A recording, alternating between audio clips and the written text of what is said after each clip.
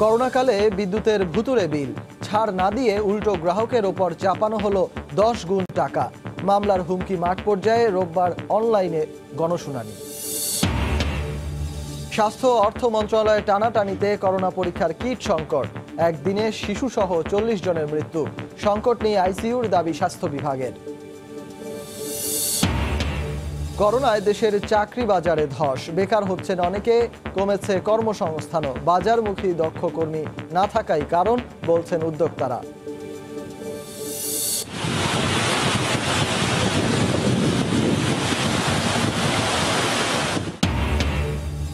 উত্তরাঞ্চলে টানা বৃষ্টিতে তিস্তা সহ নদ নদীর পানি বিপদ সীমার ওপরে। কুড়িগ্রামে নিম্নাঞ্চল প্লাবিত, সুরমার পানি বেড়ে সুনামগঞ্জে ডুবে গেছে বাজার।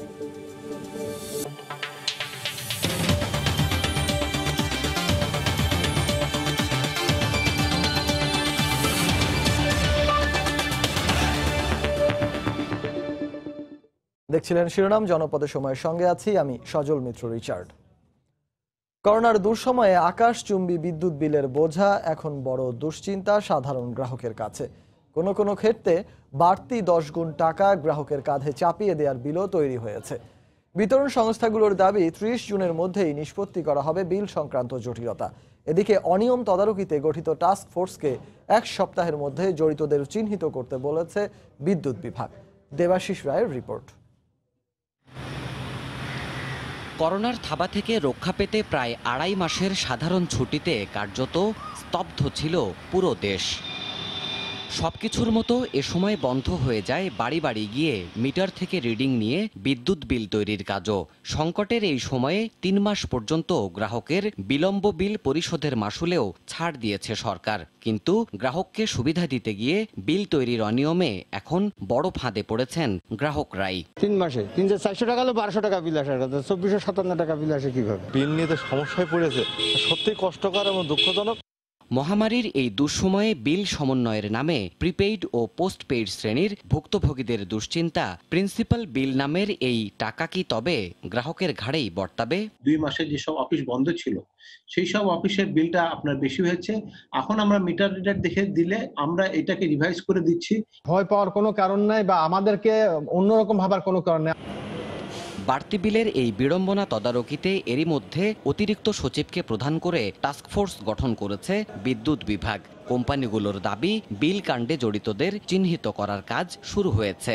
গ্রাহককে কোনো অবস্থাতেই তার ব্যবহারের বেশি বিল আমাদেরকে পরিশোধ করতে হবে না, শতকরা 100% নিশ্চয়তা দিচ্ছি। যে জড়িত যদি কোনো কিছু থাকে অবশ্যই সেটা তার পানিশমেন্ট হবে। আগামী 10 থেকে 15 দিনের মধ্যে এটা নিষ্পত্তি করতে হবে।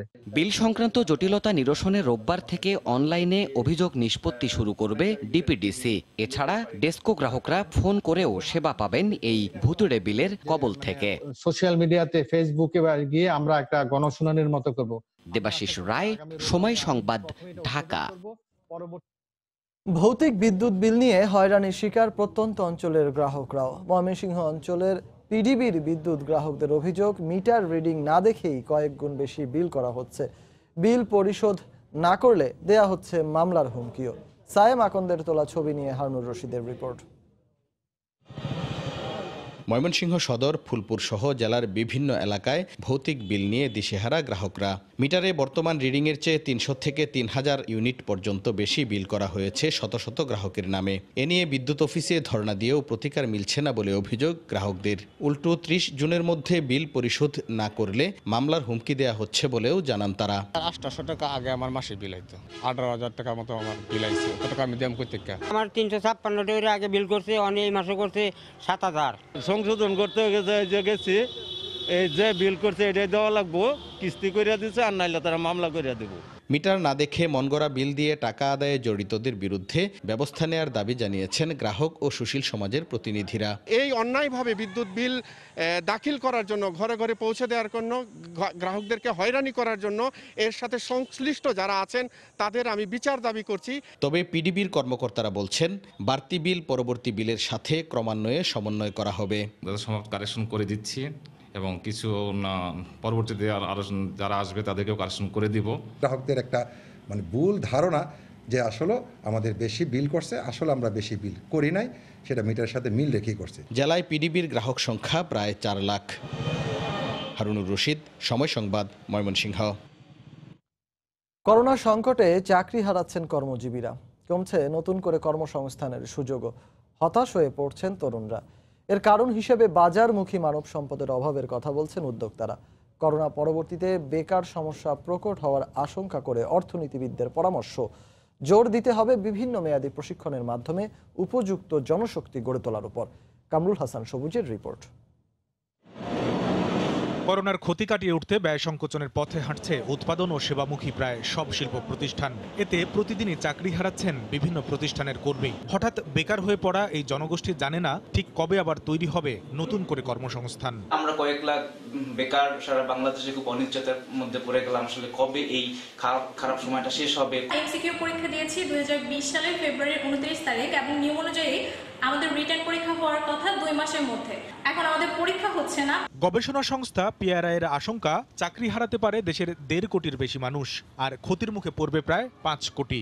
চাকরির বিভিন্ন বিজ্ঞাপনী সংস্থা বলছে আগের চেয়ে কমেছে চাকরির নিয়োগ বিজ্ঞপ্তি। সার্কুলারগুলো কোন দিকে যাচ্ছে, কমছে না বাড়ছে? কমাটাই স্বাভাবিক। ডিলার মেতে প্রায় 70-80% মতো কমে গেছিল। জুন মাসে নরমালের তুলনায় 50% মতো কম। সার্চিংটাও প্রায় 30-40% কমে গেছে। এই অবস্থায় সামনে এসেছে দেশে টেকসই কর্মসংস্থানের সুযোগ রয়েছে কতটুকু। আমাদের নিড বেসড এডুকেশনটা সেভাবে ফোকাস করতে পারি না, ফলে মিড লেভেল ম্যানেজমেন্ট আমাদের দেশে তৈরি হচ্ছে। কর্মসংস্থানে করোনার নেতিবাচক প্রভাব মোকাবিলায় কাজভিত্তিক প্রশিক্ষণ কর্মসূচি বাড়ানোর পরামর্শ অর্থনীতি বিশ্লেষকদের। যে নতুন উৎপাদন ব্যবস্থা আসছে, যে নতুন যন্ত্রপাতিগুলো আসছে, তার সাথে যদি আমরা আমাদের শ্রমিকদের পরিচয় করিয়ে না দিতে পারি, তাহলে আমাদের কিন্তু এই সার্বিক উন্নয়নের অগ্রযাত্রাই ব্যাহত হবে। বিবিএস এর তথ্য, বয়স বিবেচনায় বর্তমানে দেশে কর্মক্ষম মানুষের সংখ্যা প্রায় 11.5 কোটি, আর শ্রমবাজারে রয়েছেন প্রায় 6.5 কোটি। কামরুল হাসান সবুজ, সময় সংবাদ, ঢাকা। এদিকে করোনার ভয়াল ছোবলে আজ গৃহে প্রবেশের অধিকার হারা গৃহশিক্ষকরা। বন্ধ হয়েছে উপার্জনের পথ। ব্যয়বহুল নগরে টিকতে না পেরে বেশিরভাগ তরুণকেই ফিরতে হচ্ছে গ্রামে। শাতিলা শারমিনের রিপোর্ট, ক্যামেরায় ছিলেন আল মামুন। সময় গড়িয়েছে 3 মাস, বন্ধ দেশের সব শিক্ষা প্রতিষ্ঠান। সামাজিক দূরত্ব নিশ্চিতের সময়ে নবীনদের শিক্ষা অনুশীলনে সাহায্যের জন্য নেই গৃহশিক্ষক। আমি ওকে পড়াচ্ছি না, ও তো পিছিয়ে যাচ্ছে। সুস্মিতা চক্রবর্তী মিশু এমনই একজন গৃহশিক্ষক। ঢাকা বিশ্ববিদ্যালয়ে পড়ার পাশাপাশি 2 বাসায় পড়ান ছাত্র। এর বিনিময়ে পাওয়া অর্থে বেশ চলে তার শিক্ষা সহ আনুষঙ্গিক খরচ। কবে আবার আমার স্বাভাবিক জীবনে ফিরতে পারবো, আমার সেই স্বাধীনতাটা কবে আমার কাছে আবার ফেরত আসবে, আমি সেটা এখনো বলতে পারছি না। পুরো মাস পড়ে এসেও টাকাটা পায়নি, অথবা অনেকের টিউশনে চলেও গেছে। শহরে জীবনে খেয়ে পড়ে বেঁচে থাকা থেকে শুরু করে চাকরির আবেদন খরচ মেটান অনেক তরুণ এই টিউশনির টাকায়। শিক্ষা জীবন শেষ করে কর্মক্ষেত্রের অপেক্ষায় থাকা অনেক তরুণের পরিবারে কিছুটা স্বস্তিও এনে দেয় এই উপার্জন। অনেকটা বাধ্য হয়েই ঢাকা থেকে বাড়িতে চলে আসতে হয়েছে। 65 জন টিচার যারা এখানে আছেন, আমার এখানে দায়িত্বশীল যারা আছেন, তাদের প্রায় সবাই এই মুহূর্তে বাসা ছেড়ে দিয়ে ঢাকার বাইরে আছেন। ইটকাঠ পাথরের এই নগরে ভাগ্যের অন্বেষণে বা নিজের ভবিষ্যৎ গড়ার জন্য যেসব শিক্ষার্থী এবং শিক্ষা জীবনের পরে যারা চাকরির খোঁজে এই শহরে অবস্থান করেন, তারা এখন পড়েছেন করোনার কারণে চরম আর্থিক অনিশ্চয়তায়। এদিকে তরুণ সমাজের প্রতি দ্রুত মনোযোগী হবার আহ্বান সমাজ বিশ্লেষকদের। অনার্স এবং মাস্টার্স থেকে স্টুডেন্টস ঝরে পড়ার সমূহ সম্ভাবনা তৈরি হয়েছে, আমরা ইউনিভার্সিটি বিভিন্ন সার্ভে থেকে আমরা দেখতে পাচ্ছি। সুতরাং ইমিডিয়েটলি যেটা করণীয় সেটা হচ্ছে বিশ্ববিদ্যালয় প্রশাসন, সরকার স্বল্পমেয়াদী শিক্ষা ঋণ চালু করতে পারে। করোনাকাল পেরিয়ে আবারও স্বপ্নবাজ তরুণের পদচারণায় মুখর হোক পরিচিত চত্বরগুলো। শাতিলা শারমিন, সময় সংবাদ, ঢাকা। দেশে কোভিড-19 আক্রান্ত হয়ে একদিনে এক শিশু সহ মারা গেছেন আরো 40 জন, আর একদিনের সর্বোচ্চ নমুনা পরীক্ষায় আক্রান্ত শনাক্ত হয়েছেন 3,868 জন। এ নিয়ে দেশে কোভিড আক্রান্তের সংখ্যা ছাড়িয়েছে 1,30,000।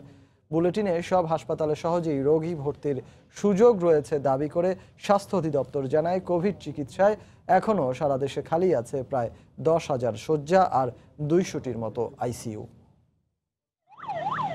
দেশে কোভিড আক্রান্ত হয়ে প্রতিদিনই দীর্ঘ হচ্ছে মৃত্যুর মিছিল। বেশিরভাগ দিনের মতো শুক্রবারও মৃত্যুর তালিকায় উপরে ঢাকা বিভাগ। 40 জনের মধ্যে 14 জনই ঢাকার। যারা মারা গেছেন তাদের বয়স 61 থেকে 70 বছরের মধ্যে সবচেয়ে বেশি।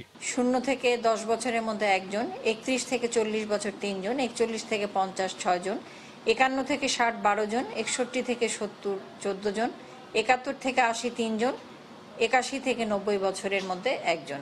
সবশেষ 24 ঘন্টায় নমুনা পরীক্ষা হয় সর্বোচ্চ 18,498 জনের, যাতে কোভিড শনাক্ত হন 3,868 জন। আরও 1,638 জন সুস্থ হওয়ায় কোভিড মুক্ত ব্যক্তির সংখ্যা দাঁড়িয়েছে 53,133 জন। 24 ঘন্টায় শনাক্তর হার 20.91% এবং এ পর্যন্ত শনাক্তের হার 18.72%। দেশের বিভিন্ন স্থানে আইসিইউ না পাওয়ার অভিযোগ থাকলেও স্বাস্থ্য অধিদপ্তরের দাবি এখনও সারা দেশে কোভিড আক্রান্তদের জন্য ফাঁকা আছে 200টির মতো আইসিইউ। আর কোভিড হাসপাতালে ভর্তি করা যাবে আরও প্রায় 10,000 জনকে। এর মধ্যে রাজধানীতেই খালি আছে 4,000-এর বেশি আইসোলেশন শয্যা। ঢাকা মহানগরীতে যেমন শয্যা খালি আছে, তেমনি অন্য বিভাগেরও সাধারণ শয্যাগুলি খালি আছে এবং রোগী গেলে সহজেই ভর্তি হতে পারবেন। বরাবরের মতো এই দিনও মাস্ক ব্যবহার সহ স্বাস্থ্য সুরক্ষা মেনে চলার পরামর্শ দেওয়া হয় বুলেটিনে। এই কোভিড আক্রান্ত হয়ে ফারুক ভূঁইয়া, রবিন, সময় সংবাদ, ঢাকা। করোনার সবশেষ পরিস্থিতি নিয়ে স্বাস্থ্য অধিদপ্তরের বুলেটিন বিশ্লেষণ করেছেন সহকর্মী তোহা খান তামিম। আমরা প্রথমে দেখে নেব গত 24 ঘন্টার নমুনা পরীক্ষা হয়েছে 18,498 জন এবং এ থেকে আক্রান্ত হয়েছে 3,868 জন। আমরা দেখতে পাচ্ছি যে আজও মৃতের খাতায় যোগ হয়েছে 40 জনের নাম। সুস্থ হয়েছেন 1,638 জন এবং এ পর্যন্ত বাংলাদেশে সুস্থ হয়েছেন 53,133 জন। 20 জুন আমরা দেখতে পাচ্ছি 23.09% দিয়ে শুরু হয়েছিল। 23 জুনের পর থেকে আমরা দেখতে পাচ্ছি 20 এবং 21-এর ঘরে কিন্তু এই যে সংক্রমণের হার, সেই সংক্রমণের হারটা ওঠানামা করছে। আক্রান্তের চিত্রের দিকে তাকাই তাহলে আমরা দেখতে পাচ্ছি যে 8 মার্চ থেকে বলা যায় যে পরিস্থিতি অনেকটা স্থিতিশীল ছিল 8 মে পর্যন্ত। এরপরেই কিন্তু আমরা দেখি যে 8 মের পরেই কিন্তু রোগী লাফিয়ে লাফিয়ে বেড়েছে। এখন পর্যন্ত মৃতের যেই সূচক, সেই সূচকের দিকে তাকাই তাহলে আমরা দেখতে পাচ্ছি বাংলাদেশে প্রথম মারা গিয়েছেন 18 মার্চ একজন। 18 মে পর্যন্ত স্থিতিশীল অবস্থা ছিল 349 জন এবং তারপরে আমরা দেখতে পাচ্ছি যে একেবারে যেই সূচকটা, সেই সূচকে কিন্তু ঊর্ধ্বমুখী। 4টি দেশের সঙ্গে বাংলাদেশের তুলনা করি তাহলে আমরা দেখতে পাচ্ছি যে আক্রান্তের শীর্ষে রয়েছে মার্কিন যুক্তরাষ্ট্র। আমরা দেখতে পাচ্ছি যে ব্রাজিলে আক্রান্তের হার সবচেয়ে বেশি, অর্থাৎ 43.13%। স্বাস্থ্য অধিদপ্তরের পক্ষ থেকে যে নির্দেশনাগুলো দেওয়া হচ্ছে যে স্বাস্থ্যবিধি যদি আমরা না মানি তাহলে কিন্তু আমরাই আমাদের পরিবারের জন্য ঝুঁকির কারণ হয়ে দাঁড়াবো। এজন্য এই অদৃশ্য ভাইরাস থেকে বাঁচার একমাত্র উপায় হচ্ছে স্বাস্থ্যবিধি মেনে চলা। তো এই ছিল আজকের বিশ্লেষণে। টানা বৃষ্টি আর উজানের ঢলে কুড়িগ্রামে ধরলার পানি বইছে বিপদসীমার উপরে। পানি ঢুকে প্লাবিত হয়েছে নদী তীরবর্তী 20টিরও বেশি গ্রাম। এদিকে লালমনিরহাট ও নীলফামারীতে তিস্তা ব্যারেজের পানি বিপদসীমা অতিক্রম করে প্রবাহিত হচ্ছে, তলিয়ে গেছে বসতভিটা ও রাস্তাঘাট। পানি বেড়েছে ব্রহ্মপুত্র, ঘাঘট সহ উত্তরাঞ্চলের বিভিন্ন নদ নদীরও। সুরমার পানি বেড়ে সুনামগঞ্জে প্লাবিত হয়েছে লোকালয়। বর্ষা আর উজানের ঢলে উতলা উত্তরাঞ্চলের নদ নদী। হুহু করে নদীর পানি ঢুকছে চরাঞ্চলে। প্রতিনিয়ত আতঙ্ক বাড়াচ্ছে নদী পারের মানুষের। কুড়িগ্রামে ধরলা ও ব্রহ্মপুত্রের পানি অতিক্রম করেছে বিপদসীমা। ইতিমধ্যে তলিয়ে গেছে 20টিরও বেশি গ্রাম ও রাস্তাঘাট। দুর্ভোগে কয়েক হাজার মানুষ। গবাদি পশু নিয়েও বিপদে পড়েছেন স্থানীয়রা। একদিনের ব্যবধানে তিস্তার পানি বেড়ে বিপদসীমার ওপর দিয়ে প্রবাহিত হচ্ছে। এরই মধ্যে প্লাবিত হয়েছে নীলফামারীর জলঢাকা ও ডিমলা উপজেলার অন্তত 15টি গ্রাম। পানিবন্দী অবস্থায় দিন কাটাচ্ছে প্রায় 25,000 মানুষ। লালমনিরহাটে তিস্তার পানির নিচে রাস্তাঘাট ও বাড়িঘর। সদর, আদিতমারি ও হাতীবান্ধা উপজেলার বেশ কয়েকটি এলাকার নিম্নাঞ্চলের ভুট্টা, বাদাম ও রূপা আমন ক্ষেতও তলিয়ে গেছে। গাইবান্ধায়ও ব্রহ্মপুত্র ও ঘাঘট সহ সবকটি নদ নদীর পানি বাড়া অব্যাহত রয়েছে। বন্যা ও ভাঙন আতঙ্কে সদর, সাঘাটা, ফুলছড়ি ও সুন্দরগঞ্জের নদী পারে মানুষ। সুনামগঞ্জের সুরমা, জাদুকাটা, রক্তি, খাসিয়ামারা, চলতি ও পাটলাই সহ সবকটি নদ নদীর পানি বেড়েই চলছে। সুরমার পানি ঢুকে সুনামগঞ্জ পৌর এলাকার পশ্চিম বাজার, সাবমারির ঘাট, বড়পাড়া, মল্লিকপুর সহ বেশ কয়েকটি এলাকায় দেখা দিয়েছে জলাবদ্ধতা। আগামী 2-1 দিনের মধ্যে নদীর পানি বিপদসীমা অতিক্রম করতে পারে বলে আশঙ্কা পানি উন্নয়ন বোর্ডের। তৌফিক মাহমুদ, সময় সংবাদ। জনপদের সময় আরো থাকছে। করোনা যোদ্ধাদের সুরক্ষা দিতে রাজশাহীতে বেসরকারি বিশ্ববিদ্যালয়ের 5 শিক্ষার্থীর রোবট তৈরি। রোগীদের তাপমাত্রা মাপার পাশাপাশি সরবরাহ করতে পারবে ওষুধ ও খাবার।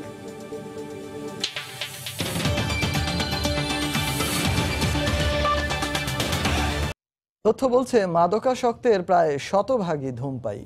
তাই মাদক নেশা ঠেকাতে আগে লাগাম টানতে হবে ধূমপানে। বিশেষজ্ঞরা বলছেন সিগারেট করোনার ঝুঁকি বাড়িয়ে দেয় 14 গুণ। তাই সিগারেট থেকে মুখ ফেরাতে পারলে এই করোনাকালে তা হতে পারে মহামারী মোকাবেলার একটি ধাপ। আন্তর্জাতিক মাদক বিরোধী দিবসে রিপোর্ট রাশেদ বাপ্পির, ছবি তুলেছেন খলিলুর রহমান। সময়টা এখন করোনা কাল, সবাই একটু বাড়তি সতর্ক, বাড়তি সচেতন। তবে এ কেমন সতর্কতা? সংক্রমণের এই কালেও চলছে একাধিক ব্যক্তির একই সিগারেট ভাগ করে খাওয়া। অবশ্য এক্ষেত্রে কমতি নেই অজুহাতেরও। আপনি সিগারেট খেলেন, এই একই সিগারেট দিলেন আপনার বন্ধুকে, এটা কি ঠিক হলো? না, এটা ওই যে নিচে পাশাটা স্যানিটাইজারটা পরিষ্কার করে দিয়ে দিলাম, আবার একটু হিট দিয়ে দিল, হয়ে গেল। প্রতিদিনই চিকিৎসকদের নানা অনুরোধ, নানা পরামর্শ, তবুও ধূমপানের বদ অভ্যাসের কাছে যেন হার মেনেছে স্বাস্থ্যবিধি। কি বয়োজ্যেষ্ঠ বা কৈশোর, সবাই বন্দী তামাক পোড়া ধূম্রজালে। এরকম করে একটা নেশা, মনে করেন একটা সিগারেট খাই, এক গ্লাস পানি খাই, এক কাপ চা খাই। গবেষণায় দেখা গেছে মাদকাসক্তের শতকরা 98% ধূমপায়ী এবং এদের 60% বিভিন্ন সন্ত্রাসী কর্মকাণ্ডে জড়িত। তাই মাদক শুধু ব্যক্তির ক্ষতি করছে না, সমাজে বাড়ছে ছিনতাই, চাঁদাবাজি, খুনসহ নানা অপরাধ। তাদের হাতটা, আঙ্গুলটা মুখের কাছে ঠুটে যাচ্ছে, অর্থাৎ তার হাতে যদি ভাইরাসটি থাকে তাহলে কিন্তু খুব সহজে মুখের ভিতরে ভাইরাসটি ঢুকে যেতে পারে। আরেকটি হচ্ছে যে মাদকাসক্তরা যারা গাঁজা, ফেনসিডিল বা ইয়াবা সেবন করে বা ই সিগারেট খায়, সীসা ক্লাবে যায়, তারা কিন্তু তাদের ফুসফুসটা কিন্তু অলরেডি সংক্রমিত এবং তাদের মৃত্যু সংখ্যা কিন্তু অন্যদের তুলনায় অনেক বেশি। গবেষণা বলছে দেশের 75 লাখ মাদক ব্যবহারকারীর মধ্যে 65% বয়সী 15 বছরের নিচে, যাদের অধিকাংশই নেশায় হাতেখড়ি ধূমপানের মাধ্যমে। তাই তো মাদকের ভয়াবহতা রুখতে বিপুল সংখ্যক এই জনগোষ্ঠীর প্রতি দিতে হবে বাড়তি মনোযোগ, যাতে অঙ্কুরেই বিনষ্ট হয় এই বিষ বাষ্পের বীজ। রাশেদ বাপ্পি, সময় সংবাদ, ঢাকা। রাজধানীর কদমতলীতে এএসপি স্বামীর বিরুদ্ধে নির্যাতন ও গর্ভপাত ঘটানোর চেষ্টার অভিযোগে মামলা করার পর নিরাপত্তাহীনতায় নির্যাতিতা নারী। তার অভিযোগ, মামলা তুলে নিতে হুমকি দিচ্ছে অভিযুক্ত স্বামী। যদিও স্ত্রীর অভিযোগ অস্বীকার করেছেন অভিযুক্ত এএসপি। পুলিশ বলছেন তাকে গ্রেফতারের চেষ্টা চলছে। যৌতুকের দাবিতে নির্যাতন, জোর করে গর্ভপাত করানোর চেষ্টার অভিযোগে প্রায় 1 মাস আগে এএসপি নাজমুস সাকিবের বিরুদ্ধে রমনা থানায় মামলা করেন তার স্ত্রী ইশরাত রহমান। নির্যাতিতা নারীর অভিযোগ, এরপর থেকেই মামলা তুলে নিতে মোবাইল ফোনে একাধিকবার হুমকি দিয়েছে অভিযুক্ত স্বামী। এতদিনেও আসামি গ্রেফতার না হওয়ায় ক্ষোভ প্রকাশ করেন তিনি। মামলা দায়েরের পর থেকে আমার স্বামী বিভিন্নভাবে আমাকে চাপ প্রয়োগ করে আসছে মামলা তোলার জন্য। এমনকি সে নিজে হোয়াটসঅ্যাপে ফোন দিয়ে আমাকে চাপ প্রয়োগ করছে মামলা তোলার জন্য। এই ঘটনায় আমি এবং আমার পুরো পরিবার আতঙ্কিত এবং নিরাপত্তাহীনতায় ভুগছি। যদিও হুমকি দেওয়া সহ তার বিরুদ্ধে সব অভিযোগ ভিত্তিহীন বলে জানান অভিযুক্ত স্বামী। এগুলো সব মিথ্যা অভিযোগ, আমি কোনো হুমকি ধামকি কেন দিব? আমি সে তো আমার এখনো সে আমার লিগালি সে আমার বউ, তাই না? এবং সে মামলা করেছে, সে এটাও হয়তো সে মিসগাইডেড হয়ে মানুষের মাধ্যমে মিসগাইডেড হয়ে সে মামলা করেছে বা ই করছে, কিন্তু আমি তো তার থেকে একটা পিসফুল সেটেল করার জন্য। এদিকে দ্রুত আসামিকে গ্রেফতারের আবারও দাবি জানিয়েছেন ভুক্তভোগীর আইনজীবী। যেখানে পুলিশ তাকে খুঁজে বেড়াচ্ছে সেখানে তিনি সাংবাদিকের কাছে ইন্টারভিউ দিয়ে যান, যা অত্যন্ত অদ্ভুত এবং হাস্যকর বিষয়। রমনা থানা পুলিশ জানায় এএসপি নাজমুস সাকিবকে গ্রেফতারের চেষ্টা চলছে। এরই মধ্যে তার ঢাকার কদমতলীর বাসায় অভিযান চালিয়েও তাকে পাওয়া যায়নি। আফজাল হোসেন, সময় সংবাদ, ঢাকা। মানসম্মত পিপিই এবং মাস্ক ব্যবহার না করায় চট্টগ্রামে চিকিৎসকদের মধ্যে করোনা সংক্রমণের পাশাপাশি মৃত্যুর হার আশঙ্কাজনকভাবে বেড়েছে। গত 2 মাসে এখানে আক্রান্ত হয়েছেন 250-এরও বেশি চিকিৎসক। সবশেষ বুধবার একদিনে 2 জন সহ গত 1 মাসে 10 জন চিকিৎসকের মৃত্যু হয়েছে। শাখাওয়াত টিপুর ক্যামেরায় বিস্তারিত জানাচ্ছেন কমল দে। গত 25 মে জাফর হোসেন রুমির মৃত্যু দিয়ে চিকিৎসকদের মৃত্যুর যে মিছিল শুরু হয়েছে সেই তালিকায় বুধবার রাতে সবশেষ সংযোজন হয়েছেন শহীদুল আনোয়ার নামে এক চিকিৎসক। অবশ্য তার কয়েক ঘন্টা আগে মারা গেছেন ডাক্তার সামিরুল হক বাবু নামে আরও একজন চিকিৎসক। হাসপাতালে যারা আক্রান্ত হচ্ছেন চিকিৎসকরা, তারা খুব খারাপ স্ট্রেনের করোনা ভাইরাস দিয়ে আক্রান্ত হচ্ছেন। বিভিন্ন সংস্থা থেকে উপহার পাওয়া সাধারণ মানের পিপিইর কারণে চিকিৎসকরা বেশি আক্রান্ত হচ্ছেন বলে অভিযোগ তার। পিপিই বা সুরক্ষা সামগ্রীগুলো পরিধান করতে হবে কিভাবে, আবার কিভাবে এগুলো খুলতে হবে, এইগুলো যথাযথভাবে মানতে হবে। বর্তমানে করোনা রোগীর তুলনায় বিশেষায়িত হাসপাতালের পাশাপাশি চিকিৎসকের মারাত্মক সংকট রয়েছে, যে কারণে সরকারি হাসপাতালগুলোতে চিকিৎসকদের টানা দায়িত্ব পালন করতে হচ্ছে। সে সাথে পিপিই পরিধান এবং খুলে রাখার পর্যাপ্ত জায়গা পাওয়া যাচ্ছে না। যতগুলো বেডে রোগী থাকার কথা এর চেয়ে অনেক বেশি রোগী, সেই অনুযায়ী চিকিৎসকের পরিমাণ কম। এছাড়াও প্রপার ট্রেনিং দিতে হবে চিকিৎসকদের কিভাবে পিপিই পড়বে। চোখের সামনে তাদের সহকর্মীরা মৃত্যুবরণ করেন, তখন তাদের মধ্যে একটা মানসিক চাপ সৃষ্টি হয় এবং কিছুটা তারা আতঙ্কগ্রস্ত হচ্ছে। বিএমএর তালিকা অনুযায়ী চট্টগ্রামে মোট চিকিৎসক রয়েছেন 4349 জন। উপজেলা পর্যায়ে 18 জন চিকিৎসক করোনায় আক্রান্ত হয়ে হাসপাতালে ভর্তি রয়েছেন। বিশেষজ্ঞরা বলছেন চিকিৎসকদের আক্রান্তের হার কমিয়ে আনতে হবে, আর না হলে বিপর্যয় নেমে আসবে চিকিৎসা ব্যবস্থায়। কমল দে, সময় সংবাদ, চট্টগ্রাম। সামাজিক দূরত্ব মানায় ও রোগী শনাক্তের পরপরই দ্রুত ব্যবস্থা নেয় জয়পুরহাট, সাতক্ষীরায় ও চাঁপাই নবাবগঞ্জে করোনা পরিস্থিতি অনেকটাই নিয়ন্ত্রণ করা সম্ভব হয়েছে। এসব এলাকার সিভিল সার্জনদের মতে কমিউনিটি ট্রান্সমিশন রুখে দেয়ায় করোনা কম ছড়িয়েছে। জেলা প্রতিনিধিদের পাঠানো তথ্য ও ছবি নিয়ে রিপোর্ট।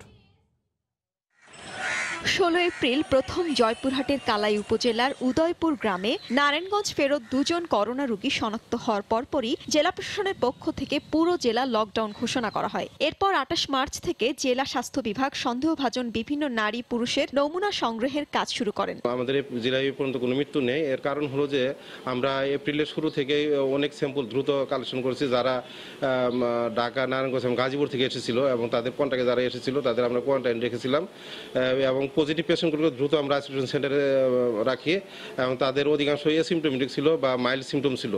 সাতক্ষীরায়ও ব্যাপক সাবধানতা অবলম্বন করায় এখনো পর্যন্ত করোনায় আক্রান্ত হয়ে মারা যাবার খবর পাওয়া যায়নি। তবে গত 23 জুন করোনার উপসর্গ নিয়ে সাতক্ষীরা মেডিকেল কলেজ হাসপাতালে 2 জনের মৃত্যু হয়েছে। ওই দিন রাতেই তারা মেডিকেল কলেজ হাসপাতালের আইসোলেশনে মারা যান। এ নিয়ে সাতক্ষীরায় করোনার উপসর্গ নিয়ে এ পর্যন্ত মোট 21 জনের মৃত্যু হয়েছে, যাদের মধ্যে 14 জনের নমুনা পরীক্ষার রিপোর্ট নেগেটিভ এসেছে। অন্যগুলোর রিপোর্ট এখনো পাওয়া যায়নি।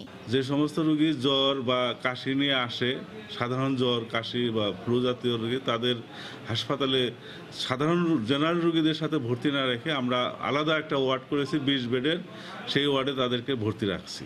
চাঁপাইনবাবগঞ্জে কঠোরভাবে কোয়ারেন্টিন নিশ্চিত, ঈদের সময় হাটবাজার নিয়ন্ত্রণ সহ ইতালি ফেরতদের আইসোলেশনে রাখতে পারায় জেলায় এখনো করোনায় কারোর মৃত্যু হয়নি। পাশাপাশি জেলায় এখনো করোনা পরিস্থিতি অনেকটাই নিয়ন্ত্রণে রয়েছে। ইসমাত জাহান শুক্লা, সময় সংবাদ। করোনা যোদ্ধাদের সুরক্ষা দিতে রোবট নির্মাণ করেছে রাজশাহীর একটি বেসরকারি বিশ্ববিদ্যালয়ের কম্পিউটার সায়েন্স অ্যান্ড ইঞ্জিনিয়ারিং বিভাগের 5 শিক্ষার্থী। দীর্ঘ 2.5 মাসের চেষ্টায় তৈরি করেন তারা এই রোবট। এটি রোগীদের ওষুধ ও খাবার দেবে, তাপমাত্রাও নিতে পারবে। হাবিবুর রহমান পাপ্পুর তোলা ছবিতে বিস্তারিত সাইফুর রহমান রকির রিপোর্টে।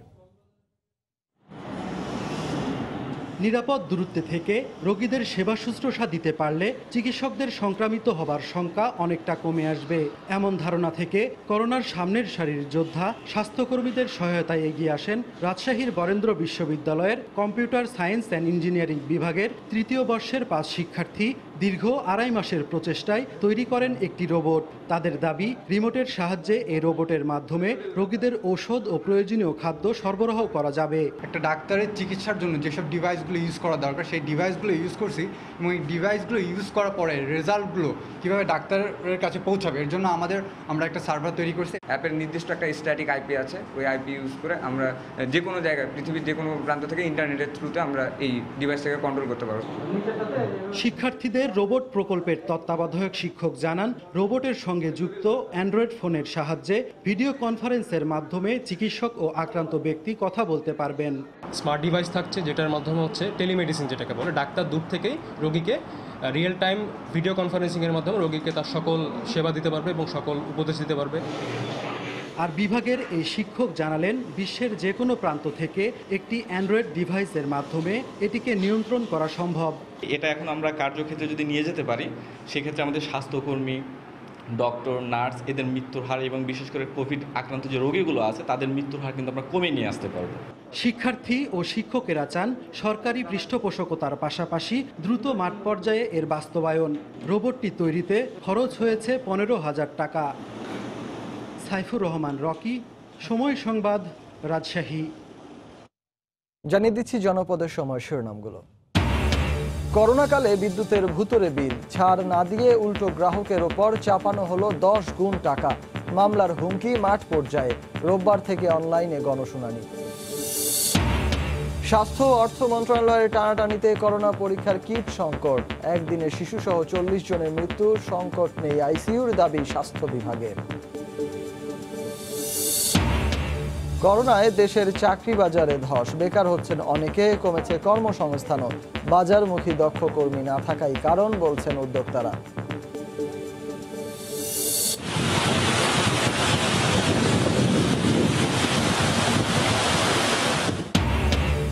উত্তরাঞ্চলে টানা বৃষ্টিতে তিস্তা সহ নদ নদীর পানি বিপদসীমার ওপরে, কুড়িগ্রামে নিম্নাঞ্চল প্লাবিত, সুরমার পানি বেড়ে সুনামগঞ্জে ডুবে গেছে বাজার। এই ছিল এখনকার মতো। আপনার মোবাইলের সময় সংবাদ দেখতে ও সকল খবর পেতে ডাউনলোড করুন সময় অ্যাপ, আর সঙ্গে থাকুন সময়।